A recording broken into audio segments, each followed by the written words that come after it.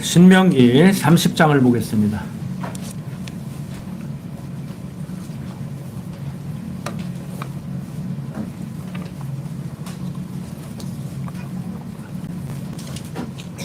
신명기 30장 1절부터 10절까지를 제가 읽겠습니다.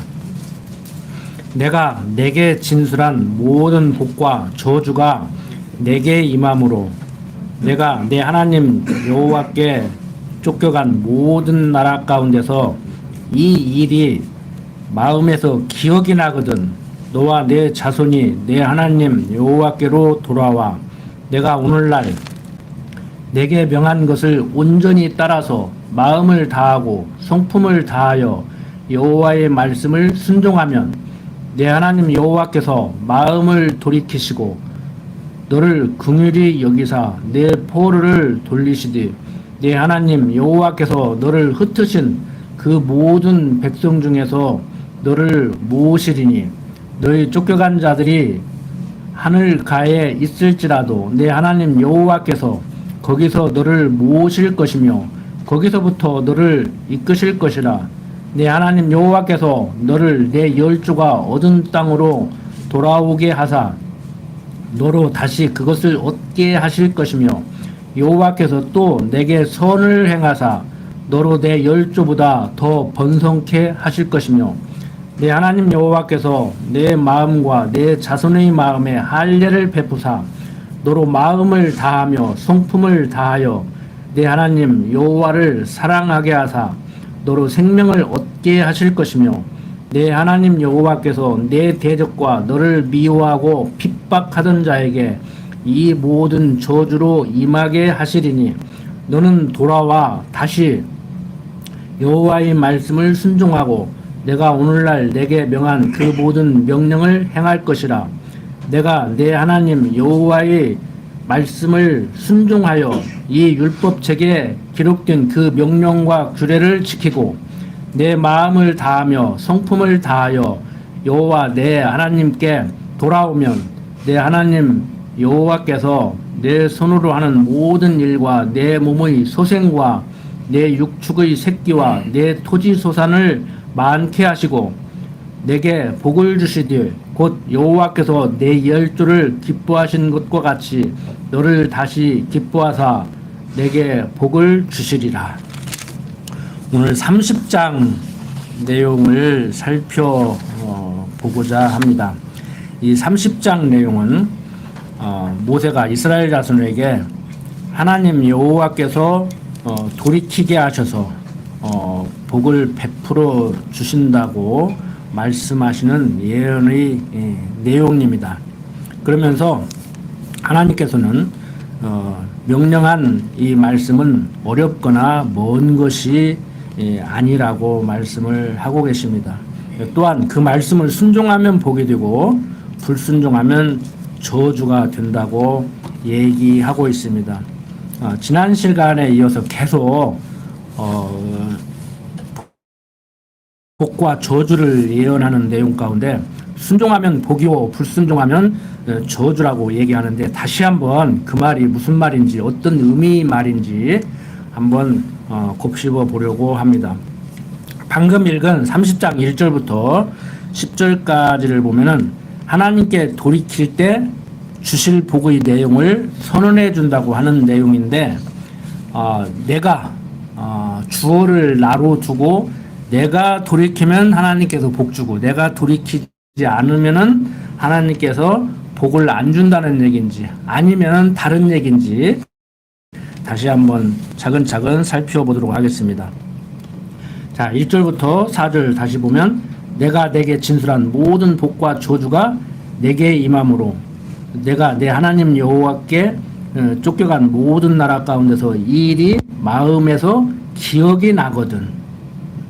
기억 안 나면은 기억 안 나니까 어떻게 하고 싶어도 할 수가 없을 거 아닙니까? 기억나거든. 너와 내 자손이 내 하나님 여호와께로 돌아와 내가 오늘날 내게 명한 것을 온전히 따라서 마음을 다하고 성품을 다하여 여호와의 말씀을 순종하면 내 하나님 여호와께서 마음을 돌이키시고 너를 긍휼히 여기사 내 포로를 돌리시되 네 하나님 여호와께서 너를 흩으신 그 모든 백성 중에서 너를 모으시리니 너희 쫓겨간 자들이 하늘가에 있을지라도 네 하나님 여호와께서 거기서 너를 모으실 것이며 거기서부터 너를 이끄실 것이라고 얘기를 합니다. 4절까지만을 보면은 조건적인 그런 섭리를 하시는 하나님 같아요. 내가 어떻게 하면 하나님께서 이렇게 해주고 내가 저렇게 하면은 하나님께서 또 저렇게 해준다. 그런데 하나님 여호와께서 불순종하는 이스라엘 자손에게 저주를 내려 열방에 흩어지게 하셔서 그들로 하여금 순종하도록 하신다는 것이죠. 그러니까 불순종하는 백성들을 이방인들에게 뭐 포로로 잡혀가게 한다든지 이방인의 손을 들어서 쳐서 어려움을 겪게 한다는 거예요. 왜? 일반 계시적으로 생각해 보세요. 여러분들 자녀들이 말 안 들으면 왜 혼내요? 말 잘 들으라고. 그러니까 앞뒤 딱 잘라버리고 여러분들이 자녀들을 교육하는 데 있어서도 자녀들로 하여금 말 안 들으면 맞는다, 말 잘 들으면 칭찬받는다. 거기에 초점을 맞춰서 가르치면 안 돼요. 여러분들은 거기에 초점을 맞춰서 가르치지 않는다고 하시지만 방법적으로 때로는 그렇게 할 필요가 없는데 그렇게 함으로 인해서 자녀들에게 본의 아니게 그걸 심어줘요. 어떤 부모가 말 잘 들으라고 좋은 자식으로 커가기를 바라고 혼내지 회초리를 들지 반항아로 만들려고 그냥 못했으니까 형벌로 우선 몇 대 때리고 보겠어요. 어떤 부모가. 그런데 사람들은 부족해. 세상적으로 봐도 부족한 게 너무 많아. 그러다가 보니까 자녀들에게는 뭔만 남느냐면은 그때 때렸어. 그때 억울했어. 내가 맞을 짓을 하기는 했지만 세세 정도로 끝냈어야 되는데 우리 엄마는 10대 때렸어. 그리고 그것만 남는다고. 그리고 중학교 한 2, 3학년만 되면요, 이제 맞으려고를 안 해. 잘하고 못하고를 떠나서 맞으려고를 안 해. 그러니까 엄마가 때리면 딱 잡는다고, 이제 그때부터는. 그래서 여러분들이, 참, 이거 조심스러워요. 저는 이 회초리를 들여야 된다고 생각하는 사람인데, 뭐 세상 법을 어떻게 만들었든지 간에.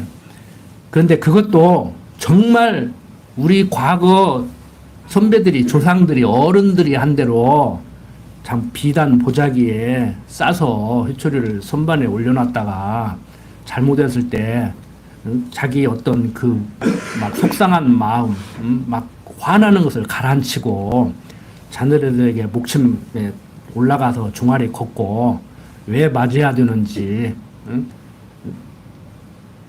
한번 이렇게 훈계를 하고 거기서 벌써 말로 해서 끝나고 때리기도 전에 눈물을 tum벙tum벙 떨어뜨리고 다시는 않겠습니다. 그러면 네가 뭘 잘못했어 얘기해봐 할 때 조만조만 이렇게 얘기하면서 보면 굳이 회초리 안 돼도 되잖아요.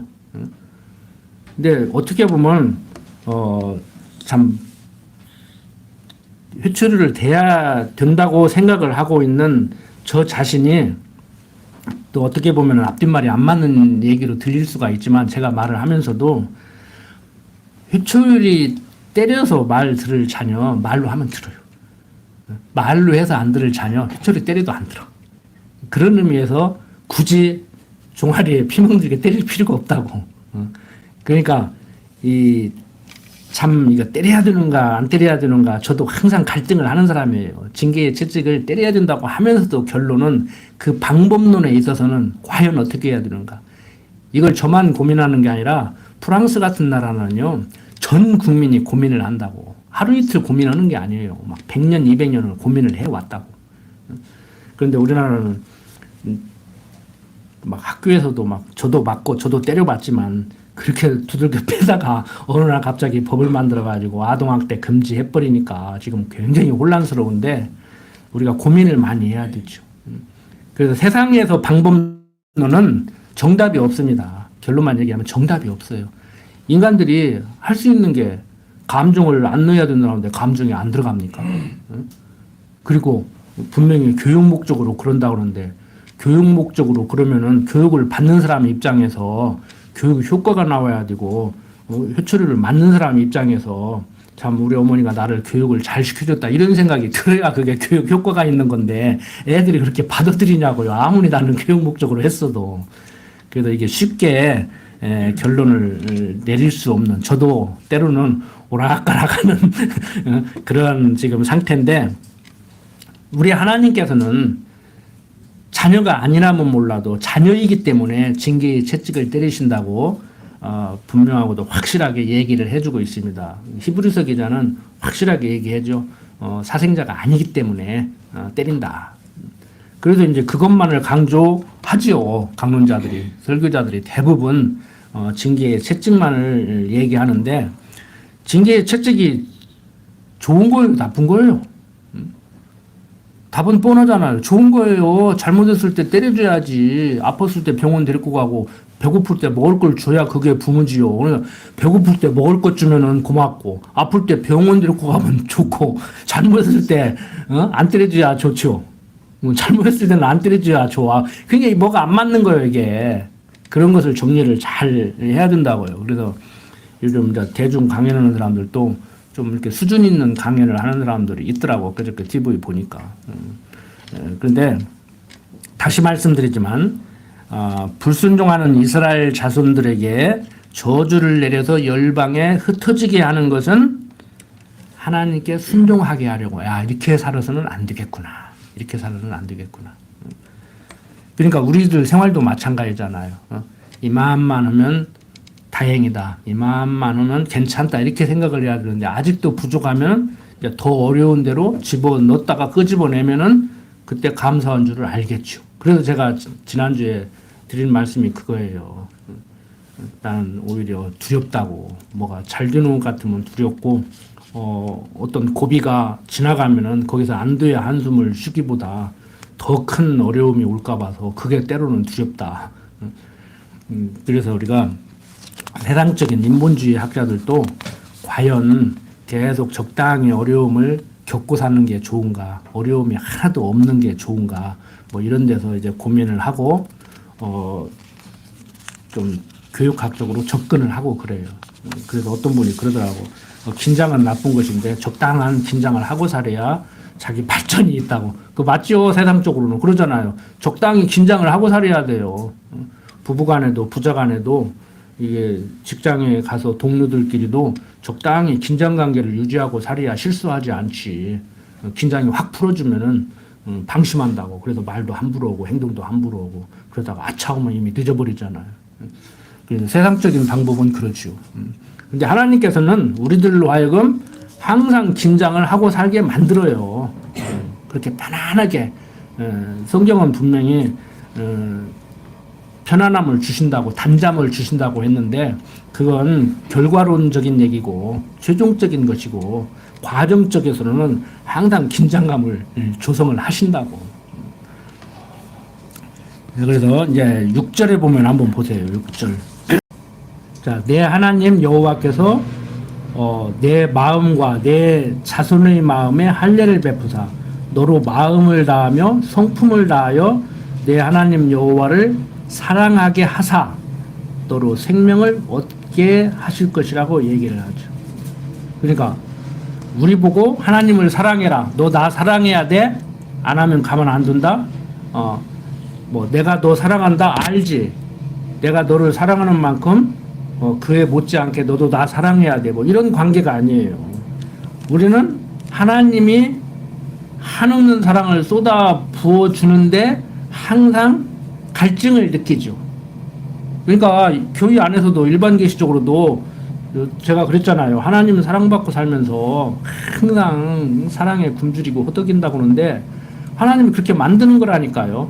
제가 그냥 일반적으로 뭐 그렇게 허덕이냐 하고 얘기를 하면서도 이제 원리적으로 이제 성경 내용을 전달할 때는 그대로 전달할 수밖에 없잖아요. 세상적인 사람들의 그 사고대로라면은 하나님의 사랑받고 사는데 뭐 그렇게 허덕입니까? 얼마나 이렇게 더 받고 싶은 사랑이 있어 그러십니까? 하고 이제 말씀을 드리지만 하나님이 그렇게 조성을 한다고. 왜? 받아도 부족한.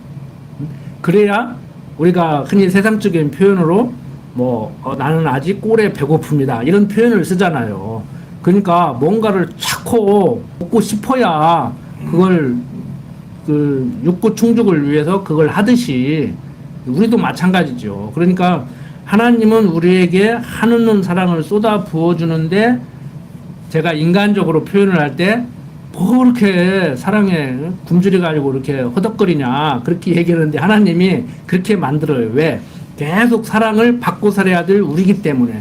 그러니까 믿음 종것같이 내가 하나님의 사랑에 충만해 가지고 더 받을 사랑도 없고 받고 싶지도 않고 그렇게 살면은 나태해져 버리죠.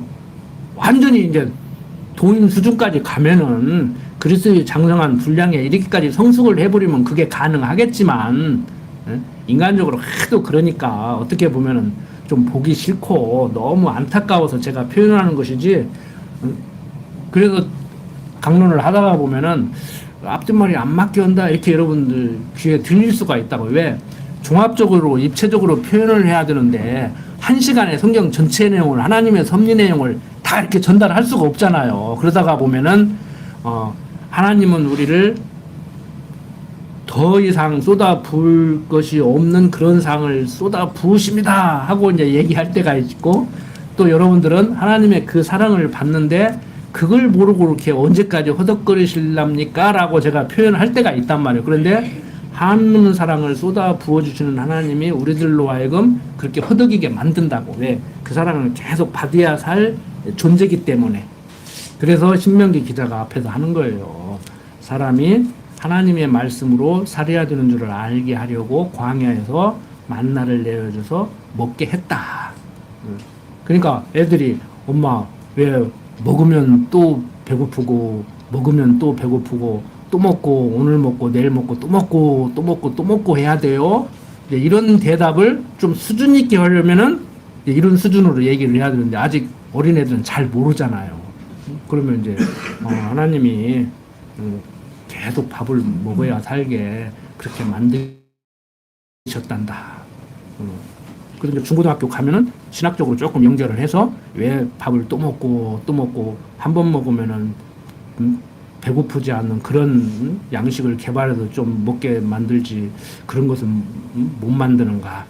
그러니까 어떻게 보면은 그런 양식을 만들어서 하나를 털어놓으면은 평생 밥 안 먹고 살 수 있게 만드는 그런 것은 하나님의 섭리에 도전하는 것이지. 오히려 바벨탑 쌓는 거예요. 그러니까 우리가 말씀도 계속 먹고 우리는 하나님의 말씀을 먹고 살아야 될 사람들이잖아요. 그러니까 거기에 대한 일반계시로 밥을 먹고 또 먹고 먹어도 배고프고. 그러니까 여러분들도 말씀 먹어도 배고프고 먹고 또 먹고. 그러니까 왜 매주일 교회에 나가야 되는가? 그러면 그 설명해 줘야 되죠. 자, 다시 봅니다. 내 하나님 여호와께서 내 마음과 내 자손의 마음에 할례를 베푸사 너로 마음을 다하며 성품을 다하여 내 하나님 여호와를 사랑하게 하사 너로 생명을 얻게 하실 것이라고 얘기를 해요. 이게 그리스도에게로 연결이 돼야 되죠. 내가 예수 믿고 싶어서 믿는 것이 아니고 안 믿으려고 부인하고 싶었고 도망치고 싶었지만 내 하나님 여호와께서 내 마음과 내 자손의 마음에 할례를 베푸사. 할례 베풀었다는 것은 이스라엘 백성들 이제 어렸을 때 할례를 하잖아요. 고추 끝을 이렇게 자르는 거라고. 근데 뭐 세상적으로는 뭐 그게 뭐 먼지가 많은 동네에서 뭐가 어쩌고 저쩌고 설명을 하는데 그건 세상 의학적으로 접근을 하는 거고, 하나님 백성임을 기억하게 하려고 할례를 했잖아요. 그러니까 그것을 마음에 한다는 거예요. 그러니까 우리들 마음 속에 하나님이 여호와 되심을 잊지 않게 하는 그 할례를 했고, 그래서 너로 마음을 다하며 성품을 다하여 내 하나님 여호와를 사랑하게 하사, 그렇게 하시고, 그래서 너로 생명을 얻게 하실 것이란 말을. 그러니까 순종하면 복이요 불순종하면 저주다 그러는데, 지난 시간에 공부했으니까 결론 다 아시잖아요. 하나님이 어떻게 해요? 순종하게 해서 우리를 축복받게 하시죠. 순종하게 하고 순종했다고 복을 내리신단 말이에요. 그러니까 예수를 믿게 해서 우리들에게 믿음을 선물로 주어서 믿게 하고 예수 믿었다고 구원하는 하나님. 그러니까 이게 알미니안주의식으로 내가 예수 믿으면 하나님이 구원시켜주고 이렇게 해야 우리 일반 상식적인 머리에 빨리 들어온다니까요. 그걸 알아요, 저도. 그래서 종교개혁 시대부터도 알미니안주의가 먹히는 거예요. 내가 예수 믿으면 구원받고 예수 안 믿으면 구원 못 받는다. 근데 주권적 섭리를 하신 하나님께서 전할 자를 보내서 전하게 만들고 들을 귀를 열어서 듣게 만들고 믿음을 선물로 주셔서 받아들이지 않으면 안 되게 만들고 그러니까 거부할 수 있는 게 아니에요. 우리는 내가 선물을 거부할 수도 있고 선물이 왔다고 또 빈 접시로 안 보내고 그냥 뭐라도 담아서 보내는 선물에 대한 또 보답을 하려고 하는 이런 사고를 하고 살기 때문에 이게 잘 안 먹히는 거예요. 하나님께서 모든 걸 다 한다고 하면 그런 게 어디가 있어. 이렇게 접근을 한다고. 그러니까 여러분들이 세상에서 이렇게 살아갈 때 우리 이 성도들은요. 선물을 하는 그 마음도 세상 사람들하고 좀 달리 정리를 해야 되고 선물을 받는 마음도 세상 사람들하고 좀 달리 정리를 해야 돼요. 그냥 어떤 분들은 선물 하는데도 부담스러워하고 선물 받는데도 부담스러워 그러잖아요. 그 뇌물 정도의 어떤 그 개념을 가지고 있다고 우리는 선물을 하는데. 그러니까 7절 내 하나님 여호와께서 내 대적과 너를 미워하고 핍박하던 자에게 이 모든 저주로 임하게 하시리니. 그러니까 나를 놔두게 하려고 징계의 채찍을 들어 쓰시는 그 대적들을 또 사랑하는 당신 자녀를 때렸다고 또 가만 안 놔둔다고. 그러니까 참 묘하게 섭리하잖아. 이게 세상 사람들이 납득이 되냐고요. 응? 나를 놔두게 하려고 이방을 들어서 치고 이방을 들어서 쳤으니까 이방이 참 본의 아니게 하나님 손에 붙들려 가지고 당신 백성 사람 만들려고 사용했으니까 그 공로는 인정 못 해줄 망정 자기 백성 사람 만들려고 이방 백성을 들어 치고 들어친 이방 백성을 자기 백성 때렸다고 또 그 백성을 쳐버린단 말이에요. 그러니까 인간 분이로는 납득하기 힘든 하나님의 섭리라니까. 이걸 한마디로 설명하기가 참 힘들어요. 제가 가르치면서도. 자, 너는 돌아와 다시 여호와의 말씀을 순종하고 내가 오늘날 내게 명한 그 모든 명령을 행할 것이라. 내가 내 하나님 여호와의 말씀을 순종하여 이 율법책에 기록된 그 명령과 규례를 지키고 내 마음을 다하며 성품을 다하여 여호와 내 하나님께 돌아오면 내 하나님 여호와께서 내 손으로 하는 모든 일과 내 몸의 소생과 내 육축의 새끼와 내 토지 소산을 많게 하시고 내게 복을 주시되 곧 여호와께서 내 열조를 기뻐하신 것과 같이 너를 다시 기뻐하사 내게 복을 주시라고 이렇게 얘기를 하고 있습니다. 어떻든 간에 10절까지를 통해서 말씀하고자 하는 것이 뭐냐 핵심만 딱 짚으면은 이스라엘 자손이 하나님 여호와를 사랑하는 것이 누구의 손에 달려있다? 이스라엘 백성들 손에 달려있다? 아니면 하나님 손에 달려있다? 하나님 손에 달려있어요. 하나님 손에 달려있다고. 그러니까 내가 무엇인가를 해야 거기에 따라서 하나님이 사랑해 줄 수 있다고 가르쳐야 성도들이 열심을 내. 그런데 그것은 여러분들 손에 달려있는 것이 아니고 하나님 손에 달려있습니다. 열심 내게 하시는 하나님이 여러분들 열심 내게 합니다. 그러니까 막 저부터도 여러분들 열심히 냈으면 좋겠는데 그건 내 인간적인 육신적인 생각이고 하나님께서 여러분들로 하여금 열심히 내게 하면요 뭐 이렇게 열심히 내십니까? 다른 분들하고 좀 보조 좀 맞추세요. 권사님이 속된 말로 그렇게 너무 설쳐대면은 다른 사람들 설 자리가 없어요. 좀 적당히 좀 해요. 이 정도로 말 나올 정도로 열심히 하는 분도 말린다고 되는 게 아니에요. 안는 분, 지자직을 받든지 말든지 받았으면 열심히 하든지 좀 하려면 하고 제대로 안 하려면 말을 하고 이렇게 해도 똑같아. 그런다고 해서 하는 것도 아니고 그러니까 열심히 하라고 한다고 해서 하는 것도 아니고 열심히 하지 말라고 해서 안 는다는 것도 아니에요. 누가 말리냐고.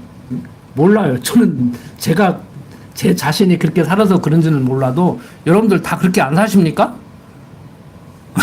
망할 사람은 도시락 싸들고 다니면서 말려도 망할 짓 한다니까. 어? 죽인다고 해봐요. 듣는 거 안 듣지. 그걸 빨리 깨달아야 돼. 빨리 젊은 날에 깨달아야 돼. 시집장가 가기 전에 깨닫고 결혼해서 애 낳고 애들을 이렇게 교육하고 이렇게 돼야 뭐가 돼요. 이게 지금 나이 드신 분들은 늦게 깨달으셨으면은 손자들이라고 그렇게 가르치시라고. 손자 못 가르쳤으면 증손자라고 그렇게 가르치시라고.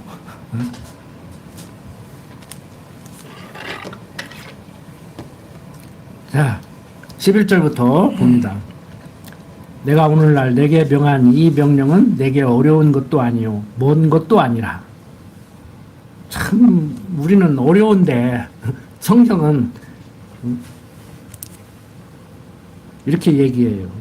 내가 오늘날 내게 명한 이 명령은 내게 어려운 것도 아니요 먼 것도 아니라. 왜 이렇게 얘기하는지 이제 감이 오시죠? 우리 보고 하라면, 내 능력과 노력으로 하라면 어려운 거지만 하나님이 당신이 다 하게 해서 하게 할 거니까 어려운 거 아니야. 그래서 모세에게도 계속 얘기잖아요. 가만히 있어. 내 하는 일을 보라 그래야지. 모세야 왜 콧타오로 하냐. 너 정말 그럴래? 이런 얘기 안 했다고. 근데 모세 저 혼자 날뛰다가 혼나지 하나님한테. 하나님은 계속 모세야 지팡이 들고 앞장 서가. 때리라면 때리고 내가 하라는 대로 왜 말 못한다고 내 형 아론 붙여줄게. 다 하나님이 하시는데 당신이 애굽에 집어넣었다가 때가 되면 불러내는 도구로 사용하는데 자꾸 안 하려고 하라고. 끌고 가면서 신경질 냈었고 불평불만하고 막 그런단 말이에요. 그래서 모세는 율법의 상징이라고 했잖아요. 자, 하늘에 있는 것이 아니니 내가 이르기를 누가 우리를 위하여 하늘에 올라가서 그 명령을 우리 행하게 할. 좀 말이 어렵죠? 이것이 바닷가에 있는 것이 아니니 내가 이르기를 누가 우리를 위하여 바다를 건너가서 그 명령을 우리에게로 가지고 와서 우리에게 들려 행하게 할 것도 아니라 오직 그 말씀이 내게 심히 가까워서 내 입에 있으며 내 마음에 있은즉 내가 이를 행할 수 있느니라. 자, 명령한 말씀은 어렵거나 먼 것이 아니라고 얘기를 해주죠. 모세는 자기가 이스라엘 자손에게 명한 말씀이 지켜 행하기 어려운 것도 아니고 하늘이나 바다 건너와 같이 멀리 있는 것도 아니라고 얘기를 해요. 심히 가까워서 그들의 입과 마음에 있어 그들이 행할 수 있다고 강조해 주죠. 이 말은 내 입에 있으며 내 마음에 있은즉 이를 행할 수 있으리라는 이 말은 하나님 여호와께서 그들로 하여금 앞에서 얘기한 것 같이 명령의 말씀을 깨닫게 해서 그 명령의 말씀을 마음에 간직하고 지켜 행하게 하심으로 행할 수 있다고 지금 강조하고 있는 얘기예요. 걱정하지 말아라. 내가 너희들에게 준 이 말씀 너희들 보고 지키라고 하는 것이 아니고 나를 잊지 않게 하려고 준 것이고 내가 너희들로 하여금 지키게 해서 지킬 거니까 너무 걱정하지 마. 이 얘기를 지금 하고 있는 거란 말이에요. 그러니까 다르게 생각하면 지난 시간에 배웠지만 하나님 여호와께서는 이스라엘 자손들로 하여금 이렇게 깨닫게도 하시지만 못 깨닫게도 하신단 말이에요. 그러니까 저부터도 가르치는 사람으로서 얼마나 가르쳐야 알아들을까. 답답하다. 이렇게 생각할 때가 있거든요. 근데 가만히 공부를 하다가 보면은 저도 새로 막 깨닫고, 지난번에 이렇게 가르쳤어야 하는데, 다음번에는 이걸 어떻게 가르쳐야 할까 하고 다시 보여요. 그렇게 본 정말 파다시피 한 성경이 또 새롭게 보이고 더 깊이 있게 보이고 그런다고. 근데 저는 밥 먹고 그것만 하는 사람인데도 그러는데, 뭐 생업에 바쁘다 보니까 일주일에 뭐 1, 2시간 오고 이렇게 몸이 불편해서 못 나오시고 바쁘면 못 나오시고 뭐 직장에 또 근무를 하고 나오고 싶어도 못 나오는데 어떻게 하냐고. 힘들지. 1시간 와서 잘 들으시는 것만 해도 정말 감사하죠. 이거 세상살이 쉽지 않잖아요. 제가 외국 사람들한테 한국어 가르치는데 그분들이 하는 얘기가 그거예요. 집에서 공부하셔야 됩니다. 여기 나와서 일주일에 3시간, 4시간 일주일에 한 번 와서 공부는 가지고 안 됩니다. 집에 가면 공부 못 한다는 거예요. 못 한다는 거예요. 저는 그걸 통해서 야, 우리 성도님들 성경 공부하는 것도 그러시겠구나. 가르치는 거 제가 배우는 거예요. 너무 조마심 내지 말아야겠다. 너무 욕심 내지 말아야 되겠다. 잘 가르쳐 주려고 하다가 보면 여러분들은 더 어려워하고 하나님께서는 하게도 하시고 못하게도 하십니다. 가정에서도 그게 이루어져야 되죠. 부부간에도 부자간에도 형제간에도 하나님께서 지금 못하게 하시니까 못하게 하는 건데 이제 성경 공부할 때는 이렇게 하고 적용이 잘 안 되죠. 적용이 잘 안 되죠. 저부터도 막 지금 일이 바빠 죽겠는데 빨리빨리 하지. 오늘 해지기 전에 끝내지. 오늘 끝내지. 내일로 미루고 그러면 왜 하냐고 그러는데 원리적으로 얘기하면 하나님이 지금 마음을 조급하지 않게 만들어서 내 생각과 같이 오늘 자정이 넘기기 전에 끝내고 내일은 또 내일 할 일이 있으니까 하면 좋겠는데 그 마음은 내가 조급해하는 것 같이 조급해하지 않게 만들으니까 지금 그러는데 제 얘기하는 거예요. 제 얘기하는 거라고 남 얘기하는 것이 아니라 지금 우리 집안 사정을 내 성격을 어떻게 알고 저럴까 그러는데 제가 여러분들 성격 어떻게 하냐고 모르지. 집에서 어떻게 생활하시는지 모르지. 나는 내 얘기하는 거라니까. 저는 한번 끝장을 봐보려고 하는 사람이거든. 근데 그게 잘하는 것만도 아니고 못하는 것만도 아니에요. 뭐 내일로 미룰 수도 있는 것이고 죽어도 내일로 못 미룬다. 저는 어렸을 때 오늘 할 일은 오늘 끝내야 된다고 배웠어요, 학교에서. 근데 세상 살다가 보면 그게 아니더라고. 오늘 꼭 끝내야 될 일도 있지만 내일로 미루어서 해야 될 일도 있고, 그리고 오늘 꼭 끝내야 될 일인데 못 끝내면 어쩔 거냐고. 내일 할 일인데 오늘 일 빨리 끝내고 내일 땡겨서 또 오늘 하면 어쩔 거요. 이럴 수도 있고 저럴 수도 있는 것이지. 그러니까 우리 성경 공부하면요, 좀 수준에 이른 사람하고 살면은 같이 사는 사람이 좋다니까. 본인도 좋지만 안 그렇습니까? 일단 여러분들 예수 잘 믿으시고 여러분들 가까이 있는 사람들한테 복음을 잘 전하시라고. 밑도 끝도 없이 예수 천국만 하지 말고. 여러분들이 달라지면은요, 뭐 또 억지로 또 달라지려고 하지는 마십시오. 여러분들이 달라지면은요, 전파가 돼요. 무엇이 저 사람을 저렇게 변화시켰는가. 야, 저거 뭐 교회 왔다 갔다 하더니 군업교회라는 데 다니더니 다른 교회 다니는 사람들보다도 좀 질이 좀 높은 것 같네? 사람이 괜찮아졌네? 그러면 그 전염 된다고. 그보다 볼 거 아니에요. 자기도 그렇게 살고 싶을 거 아니에요. 응?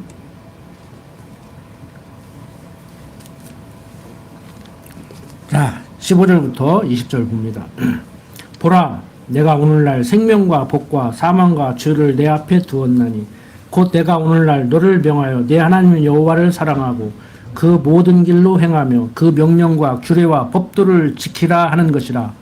그리하면 내가 생존하며 번성할 것이요 또 내 하나님 여호와께서 내가 가서 얻을 땅에서 내게 복을 주실 것입니다.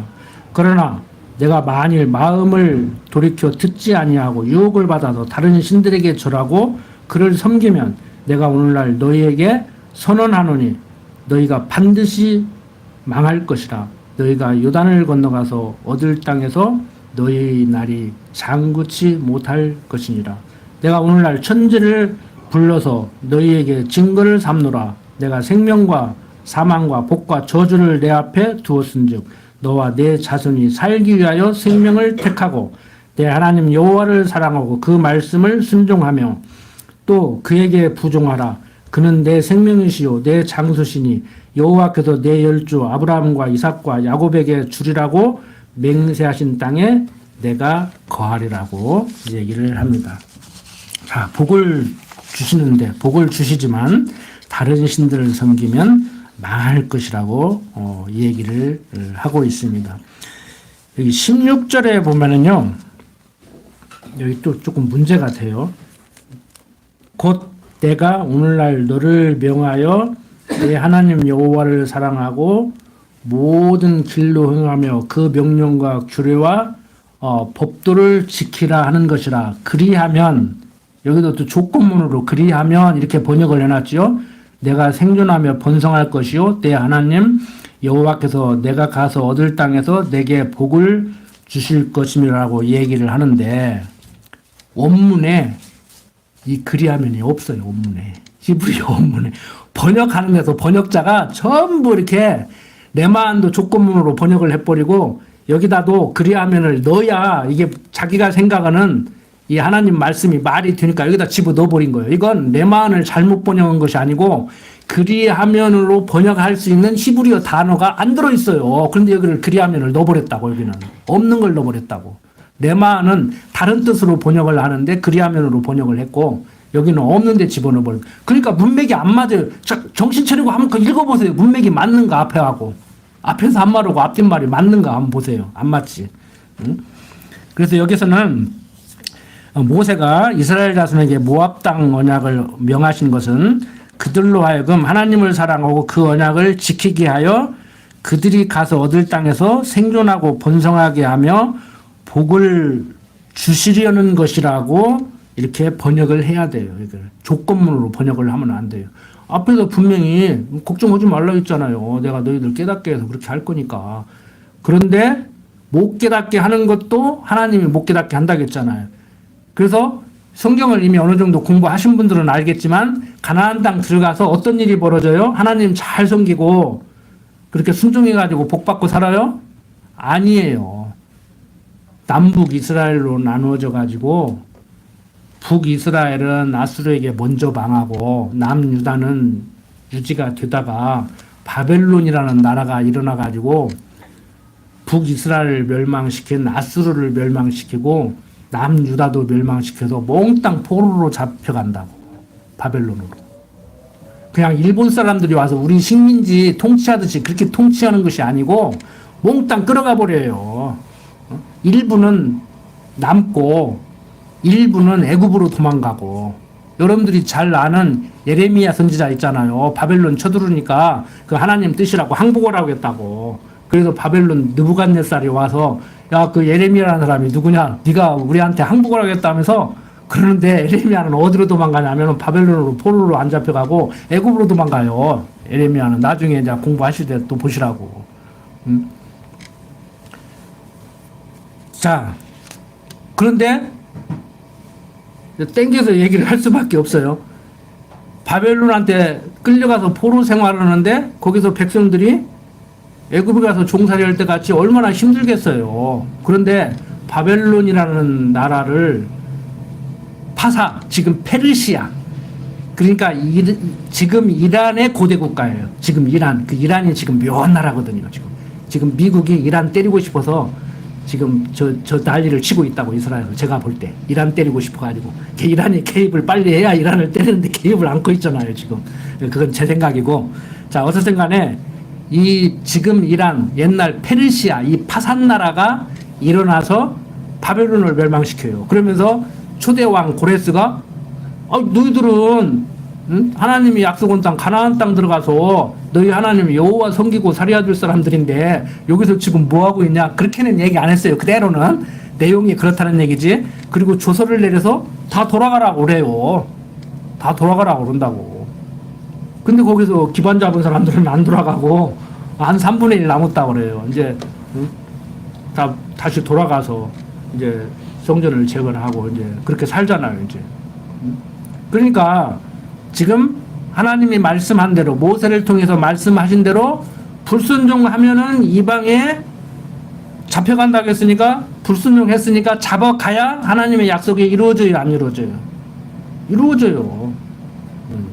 그래서 제가 여러분들한테 가끔 자녀들을 교육할 때 좀 유치하게 오늘 80점 맞아오면은 피자 한 판 사줄게 했으면은 80점 맞아왔으면 피자 한 판 사주고 안 사줄 거면은 못 사줄 거면 약속을 하지를 말고. 그런데 80점 맞아왔는데 오늘 사고를 쳤네, 친구하고 싸웠네, 그렇게 싸우지 말라고 하니까 그러면은 80점 맞은 거 피자 한 판 사준다 했으니까 피자 한 판은 사주고 친구하고 싸우지 말라고 했으니까 싸운 건 또 회초리를 때리고 그렇게 하시라고. 피자 한 판은 온데간데 없고 회초리만 때리고 그러지 말고. 그래야 애들이 우리 엄마는 약속을 지키는구나. 내가 지금 상아한테도 계속 하는 얘기가 그거예요. 할아버지는 약속하면 약속 지킨다. 너도 지켜. 너 약속 안 지키면 할아버지 약속 안 지킬 거야. 근데 뭐 들을 때는 예 그러는데 지키기는 뭘 지켜. 항상 그 택이지. 저는 지 하고 싶은 대로 하고 저는 제 하고 싶은 대로 하겠어요? 아빠였을 때 같으면 내 하고 싶은 대로 했을 거예요. 회출이 됐을 거예요. 근데 할아버지 같은 거 보니까 항상 질 수밖에 없어. 그러니까 딸내미가 나한테는 안 해주더니 저한테는 해준다고. 왜? 손자니까.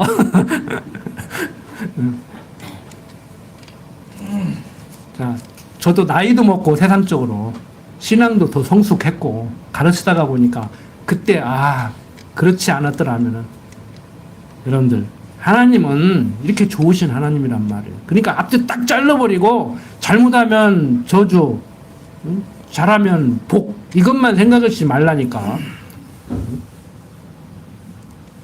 그런데 우리 입장에서 볼 때는요. 잘못했을 때 채찍을 때려주고 잘했을 때 칭찬을 해주는 거 그 부모의 사랑 그 모든 것 다 둘 다 잘했을 때 칭찬해주면 좋은 부모 못했을 때 때리면 나쁜 부모 이게 아니고 제가 그래서 그렇게 표현했잖아요. 저는 뭐 배를 좋아하고 배라는 과일을 좋아하고 사과라는 과일을 좋아하지 않는다 그러면은 배라는 과일을 좋아하고 사과라는 과일을 좋아하지 않는 거 그게 제가 좋아하는 거란 말이에요. 그게 한국말로 표현하면 참 힘들어요 이게. 그 독일 사람들은 말을 만들어서 사용한다고. 말을 만들어서 사용해요. 그러니까 금방 사과는 싫어한다고 안 했습니까? 그러니까 사과는 싫어하는 것을 제가 좋아하는 거예요. 무슨 얘기인지 아시겠죠? 그러니까 하나님께서 잘못하면은 복을 주시고 못하면은 저주를 주시는 그 하나님께서 그렇게 한다고 했을 때 그렇게 해야 우리 하나님이 되는 거란 말이에요. 그게 나에게 좋은 거예요. 그러니까 잘못했을 때는 때려줘야 맞아야 그게 내가 기쁨으로 오는 것이죠. 기쁨으로 온다는 말 이해되십니까? 그래서 우리가 성경 잘못 배우면 지난번에 말씀드렸다시피 유교 교육을 받은 경험 없는 자들만 또 못한 신앙생활이 될 수 있다니까요. 제가 그래서 그렇게 표현했잖아요. 아버지 회초리가 아픈 게 아니고 아버지 회초리가 힘이 없어진 걸 눈물 흘렸다고 옛날에 그러더라고. 자, 계속해서 봅니다. 이 17절 보면은 또 여기도 조금 문제가 되는데 그러나 내가 만일 마음을 돌이켜 듣지 아니하고 유혹을 받아서 다른 신들에게 절하고 그를 섬기면 자 여기도 그러나 내가 만일 이렇게 번역을 했어요. 만일 여기는 임이라는 그러한 단어인데 여기도 가정법으로 이렇게 만일 그랬는데 가정이 아니고 지금 이유예요. 이유. 가정 만약에 그러면이 아니고 이유. 그러나 내가 마음을 돌이켜 듣지 아니하고 유혹을 받아서 다른 신들에게 절하고 그를 섬기면 내가 오늘날 너희에게 선언하노니 너희가 반드시 망할 것이라. 너희가 요단을 건너가서 얻을 땅에서 너희 날이 장구치 못할 것이라고 하는 여기 그러니까 이 모세가 가정적으로 이렇게 조건적으로 명령을 하는 것이 아니라 이게 확정적인 지금 확정적 예언을 하고 있는 거예요. 앞으로 그렇게 될 일이 생긴다. 그런 일들이 생긴다. 이 얘기를 지금 하고 있는 거예요. 그래서 이 모세의 이 명령은 모세를 통해서 하는 이 명령은 이스라엘 자손들이 어떤 의지 결단에 따라서 앞으로 그런 일이 되는 것이 아니고 들어가서 다른 신들에게 절하게 만들어서 잡혀가게 만들었다가 때가 되면 다시 불러들여서 하나님을 알고 경외하게 만든다. 그런데 바벨론 포로로 갔다 와서는 그렇게 해요, 안 해요? 자, 보세요. 다윗이 성전을 지으려고 했지만 손에 피를 많이 묻혔다고 해가지고 못 지게 하고 그 아들 솔로몬으로 하여금 성전을 지게 해요. 근데 그 솔로몬도 다윗의 많은 아들들 가운데 어떤 아들인지 아시죠? 아시는 분은? 다윗이 우리아의 아내 밧세바를 범해서 난 첫째 아들은 간음했다고 죽여버리고 그 벌로 두 번째 난 아들이 솔로몬이요. 그 허구많은 뭐 아도니아 뭐 이런 사람들 아버지가 빨리 안 물려주니까 아버지 쫓아내고 왕되려고 만세 부르고 막 아버지 몰고 다니고 그러잖아요. 그런데 그런 아들들 다 주고 우리의 아내 밧세바를 통해서 난 그 솔로몬으로 하여금 성전을 지켜야 한다고. 근데 그 성전을 지은 솔로몬이 거기서 무슨 짓을 해요? 정실, 후실, 계비, 후비 합쳐서 1000명이나 여자들을 두고 왕비들을 그 여자들이 가지고 온 이방 우상으로 솔로몬 성전을 다 채워버린다고. 그러니까 우상 굴이 돼버린 거예요. 솔로몬 성전이. 거기서 하나님께 제사 드리는 것이 아니고. 그리고 거기서는 엉망으로 제사를 드려요. 그러니까 말라기 선지자가 얘기하는 것 같이 가만히 보니까 제사 잘못 드렸다 해가지고 죽이는 거 아니거든. 그러니까 막 곰팽이 술은 떡으로 제사 드리고 털 빠진 양으로 제사 드리고 막 그런다고 해서 죽는 것이 아니네 막 그런다고. 그냥 히브리서 기자가 하는 말이 그 말이잖아요. 지난 시간에 말씀드렸잖아요. 그 제사로 구원을 얻을 수 있는 것도 아니고 그 제사 잘못 드렸다고 죽는 것도 아니요. 정말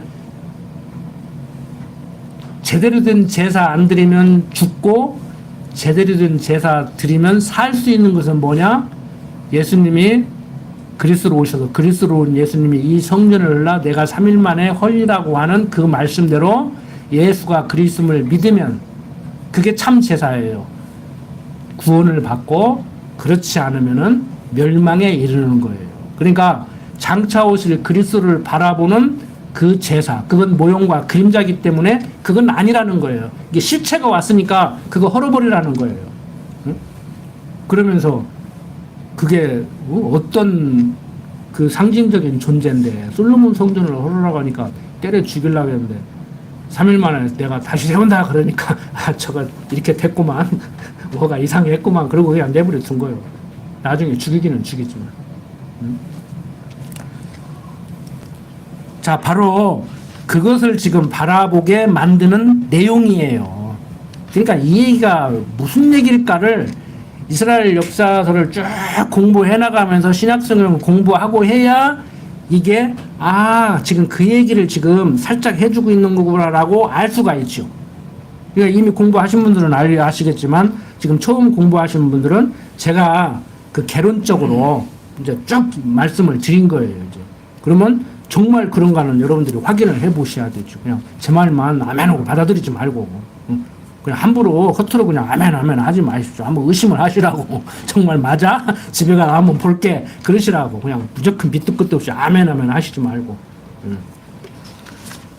자, 그래서 여기는 뭐라고 이제 설명을 하면 되냐면은 내가 마음을 돌이켜 듣지 아니하고 유혹을 받아서 다른 신들에게 절하고 그를 섬기기 때문에 너희에게 선언하노니 너희가 반드시 망할 것이라. 너희가 요단을 건너 얻을 땅에서 너희 날이 장구치 못할 것이라고 예언적으로 결론적으로 이렇게 얘기를 해야 돼요. 조건적으로 들어가서 네가 이렇게 하면은 이렇게 되고 저렇게 하면 저렇게 된다가 아니고 들어가서 순종하면은 복을 받고 불순종하면 저주를 받는다고 했는데 너희들 들어가면은 불순종해. 그래서 어려움을 겪게 될 거야. 이 얘기를 해주는 거예요. 그러니까 예언적으로 이미 백성들에게 너희들 들어가서 순종하면 복 받고 불순종하면 저주 받는다고 하는데 너희들 들어가서 너희들이 아무리 노력과 열정을 내서 그렇게 나한테 순종할 것 같냐? 너희들 순종 못해. 그 말은 안 써놨지만 왜 그런 줄 아냐? 내가 너희들 순종 못하게 할 거거든. 지금 이 얘기를 하고 있는 거예요. 쉽게 말해서 그걸 봐야 돼요. 그걸. 그러니 이 성경 공부하기가 힘들지요. 대부분의 사람들이 그냥 쉽게 성경 읽고 도덕적인 그런 교훈이나 받으려고 하는 사람들이 성경 보면 안 보이는 거예요. 그래서 전부 하나님께서 하게 하사 그렇게 한다고 하는데. 자, 19절부터 20절 보고 마칩니다. 자, 내가 오늘날 천지를 불러서 너희에게 증거를 삼노라. 내가 생명과 사망과 복과 저주를 내 앞에 두었은즉 너와 내 자손이 살기 위하여 생명을 택하고 내 하나님 여호와를 사랑하고 그 말씀을 순종하며 또 그에게 부종하라.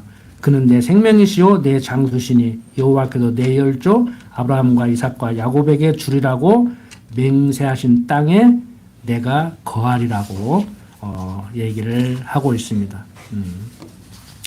자, 이스라엘 자손에게 생명을 택하여 살게 하려고 명한 이 모압 땅이냐, 곧 생명과 사망, 축복과 저주의 내용에 대한 증인을 하늘과 땅으로 이렇게 내세우고 있습니다. 그들로 하여금 하나님 여호와를 사랑하고 또 그 말씀을 순종하며 또 그에게 부종하게 하려는 것이라고 얘기를 해요. 하나님께서는 약속하고 약속대로 가나안 땅을 주셨고, 가나안 땅 주셨기 때문에 어떻든지 간에 가나안 땅에 살아야 돼요. 그래서 지금 영국이 도와서 지금 팔레스틴 지역에 이스라엘 백성들이 가서 나라를 지금 건설해서 살고 있거든요. 그런데 거기다가 나라 다시 세우게 하면 이렇게 복잡해질 것을 알았어요. 이미 알고 있었어요. 그래서 지금 이집트 지역 그쪽 그 이집트 지역인가? 아니 나이지리아인가? 그쪽 지역에 지금 땅보다 한 10배나 더 넓은 땅을 준다고 약속을 했었다고. 그래갖고 처음에 이스라엘 백성들이 오케이 했어요. 근데 요즘 말로는 그 극우파들이 무슨 소리 하고 있어. 넓은 땅 준다고, 뭐 살기 좋은 땅 준다고, 거기 가서 살면 돼? 우리는 이 땅 살아야 돼. 그래가지고, 맞아, 그렇지 하고 제정신 차리고 도로 간 거예요. 그래서 지금 시끄러운 거예요, 그게. 지금 시끄러운 거라고, 그래서. 자,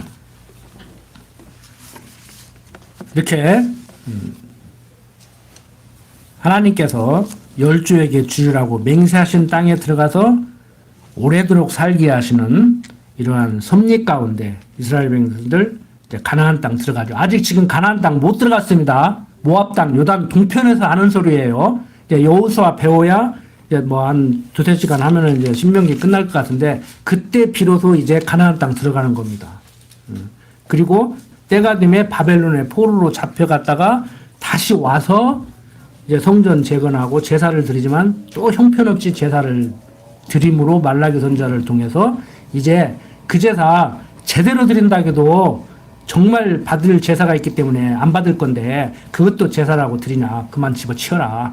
그리고 이제 예수가 그리스도로 와서 드리는 참 제사로 인해서 우리가 살게 됨을 마태복음을 통해서 얘기를 해주고 있는 거예요. 수요일날 저녁에 여러분들 신약 공부 지금 하고 계시잖아요. 그래서 오늘날 오늘 사는 우리들이 이제 오늘 이 시간 이제 거의 뭐 이제 신명기 34장까지 있으니까 마무리가 돼가는데 오늘 이 시간 1시간 다 기억 못 하셔도 딱 기억하실 것. 다른 거 하나 없어요. 내일 성탄절인데 뭐 성탄절 이브에 뭐 행사 우리는 않지만 행사도 좋고 뭐 애들 선물하는 것도 좋고 다 좋은데 오늘 저녁에 뭐 조용히 주무시기 전에 생각할 것은 때가 되면 예수가 그리스도로 왔고 때가 되면 나를 불러서 예수 믿게 했다. 그 감사한 마음을 내일 다시 모여서 이제 또 예배 드리고 또 교제를 나눈 것이죠. 우리는 잔치하잖아요, 잔치. 이제 오늘 이렇게 선물 준비해서 떡국도 끓여 먹고 예수님 생일이니까 이제 우리 새해 떡국 문화까지 한국 문화하고 이제 이렇게 접목을 한 것이죠, 이제. 그래서 우리가 한국 사람들, 이제 미국 사람들한테 제가 가르치지 않은 말인데 떡국 왜 먹어요? 오래오래 장수하라고. 떡국 길잖아요. 우리도 마찬가지예요. 뭐 세상 사람들 같이 육신적인 생명 오래오래 장수하라고 떡국 먹는 것이 아니고 살아서 죽지 않고 죽어도 사는 우리 영생하는 진시황이 말은 영생이 아니고 정말 성경이 말은 그 영생하는 내 생명을 위해서 떡국 먹으면서 우리는 그리스도 생각해야 되죠. 기도드립시다. 아버지 하나님, 예수가 그리스도로 왔다는 것이 얼마나 감사한 일인지 오늘 다시 한번 생각했습니다. 세상적인 난목으로 바라볼 때 이스라엘 백성들에게 가나안 땅 약속하고 가나안 땅 들어가서 순종하라고 하신 하나님께서 백성들로 하여금 불순종하게 하시는 것은 우리의 소망이 내 능력과 노력에 있는 것이 아니고 오직 그리스도로 말미암은 줄을 알게 하시는 섭리라는 것을 오늘 다시 한번 배웠습니다. 아버지 하나님, 성경이 무엇을 얘기하고 있는지 항상 깊이 생각하며 살아가게 하여 주시옵소서. 부족한 종 예수님 이름으로 기도드립니다. 아멘.